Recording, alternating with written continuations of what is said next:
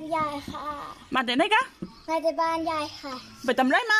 เราไปเอาแกงอ๋อแล้วแม่ไม่ทำไรวันนี้โอแกงไรมายายแกงไรมานี่แกงไรแกงกบค่ะกะรอกอุ้ยแกงกะโหลกอ๋อแกงต้มมืออ๋อแกงกะรอกซึ่งนี่ต้มอ๋อต้มปลาน้องเอามาจากบ้านยายอ๋ออ๋อได้กันมาแต่ไหนวะปั่นจักรยานมาเราไปเอาแกงบ้านยายมาค่ะอ๋อแกงอะไรกบค่ะแกงอะไรแกงกบไม่จ่ายไม่หรือถ้าว่าแกงรอก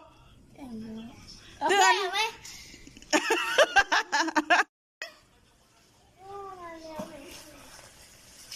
อ๋อน้องด้ามันมาแต่ไหนเราไปเอาแกงบ้านยายค่ะแกงกะโหลกค่ะอ๋อตึ้งอะไรล่ะในตุ้งอันแกงต้มปลาค่ะอ๋อจากบ้านยายเหลียวยายแกงกินร้อยไหมได้ค่ะอ๋อแล้วแม่ไม่ทำอะไรวันนี้